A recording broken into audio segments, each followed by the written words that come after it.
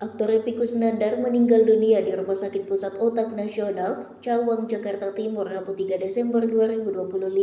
Sebelum meninggal, almarhum meninggalkan wasiat ingin dimakamkan di kampung halamannya Garut, Jawa Barat. Namun pihak keluarga memilih tidak mengabulkan. Dediar Hendarsa, adik kandung almarhum Epy Kusnandar, mengatakan sang kakak dimakamkan di tempat pemakaman umum Curug Purut, Jakarta Selatan pada Kamis 4 Desember 2025 pagi dan bukan di Garut. Menurut Dediar, mendiang kakaknya ingin dekat makam ibunda di Garut, namun hal itu tidak bisa diwujudkan oleh pihak keluarga atas pertimbangan emosional dan psikologis. Sang istri disebut tidak bersedia makam suaminya jauh. Dediar juga menceritakan bagaimana kronologi sang kakak jatuh sakit dan sempat menjalani perawatan. Epy Kusnandar sempat jatuh dari tempat tidur dan tak sadarkan diri sejak subuh. Setelah itu, Epy Kusnandar dibawa ke Rumah Sakit Pusat Otak Nasional Profesor Dr. Mahar Marjono, Jakarta untuk diberikan pertolongan. Kondisi Epy Kusnandar diketahui terus menurun lantaran mengalami penyumbatan pembuluh otak belakang. Dokter sudah mengupayakan agar bisa dioperasi, tapi kondisi mendiang terus melemah sehingga tidak memungkinkan dilakukan operasi yang berujung meninggal dunia Rabu siang pukul 14.24 waktu Indonesia Barat.